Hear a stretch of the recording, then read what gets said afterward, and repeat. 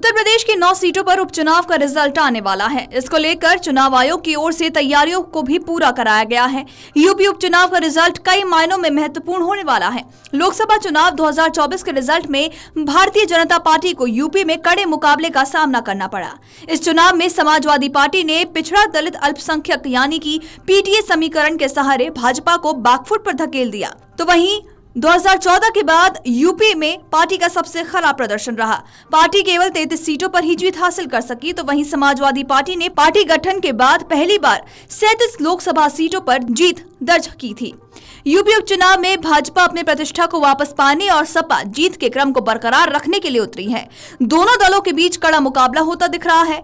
UP की 9 सीटों पर हुए उपचुनाव की मतगणना का रुझान जिस प्रकार से सामने आ रहा है, उसने समाजवादी पार्टी और भाजपा के बीच हुए मुकाबले की असली तस्वीर सामने लाई है।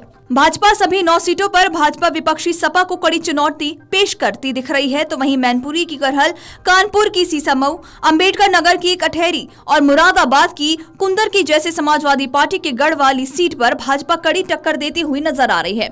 9 सीटों पर हुए उपचुनाव में भाजपा अभी 6 और सपा 3 सीटों पर आगे दिख रही है। तो वहीं भाजपा को गाजियाबाद सदर, खैर, फूलपुर, कटहरी और मंझवा सीट पर भाजपा बढ़त बनाए हुए हैं। तो वहीं मीरापुर सीट पर एनडीए के सहयोगी रालोद और सपा के बीच कड़ी टक्कर देखने को मिल रही है। लोकसभा चुनाव में जीत के बाद कार्यकर्ताओं का मनोबल बढ़ा दिखा। आपको बता दें कि यूपी उपचुनाव के पहले सीएम योगी आदित्यनाथ बटेंगे तो कटेंगे के नारे के साथ अपनी रणनीति को बुनते नजर आए। जातीय समीकरण को काटने के लिए सीएम योगी का दांव काम करता दिखा। उपचुनाव की वोटिंग से पहले अखिलेश यादव का बयान भी खासी चर्चा में आया और इसमें वो सीएम योगी के खिलाफ सीधा हमला करते हुए नजर आए। आपको बता दें कि अखिलेश यादव ने भाजपा पर सांप्रदायिक ध्रुवीकरण का आरोप लगाया। वहीं पीटीए पॉलिटिक्स को धार देने की कोशिश की गई। इस उपचुनाव से अखिलेश को पीटीए राजनीति का असर देखा जाएगा। तो वहीं भाजपा के सामने इस समय राजनीति को धार देने में सपा उपचुनाव में कामयाब रही तो मोमेंटम उपचुनाव तक बना रह सकता है। अगर ऐसा करने में सपा नाकामयाब रहती है तो फिर परेशानी बढ़ेगी। समाजवादी पार्टी अध्यक्ष अखिलेश यादव ने मतगणना से पहले पार्टी कार्यकर्ताओं को बड़ा संदेश भी दिया और साथ ही उन्होंने चुनाव आयोग और इंडिया गठबंधन के सभी 9 सीटों के उम्मीदवारों से बड़ी अपील भी कर दी। उन्होंने कहा कि मतगणना की सुबह ये सुनिश्चित करें कि नियमानुसार पोस्टल बैलेट पहले गिने जाएं। इसके बाद ईवीएम मशीनों के वोटों की गिनती हो। उन्होंने सभी उम्मीदवारों को पूरी तरह मुस्तैद रहने को भी कहा। अखिलेश यादव ने कहा कि किसी भी तरह की गड़बड़ी होने या उसकी आशंका होने पर चुनाव आयोग और हमें तुरंत सूचित करें। उन्होंने कहा कि चुनाव आयोग से ये आश्वासन मिला है कि कोई भी अनियमितता नहीं होगी। जीत का प्रमाण लेने तक पूरी तरह सचेत, सजग और सावधान रहे। तो वहीं सीएम योगी आदित्यनाथ के लिए उपचुनाव अग्नि परीक्षा के समान है।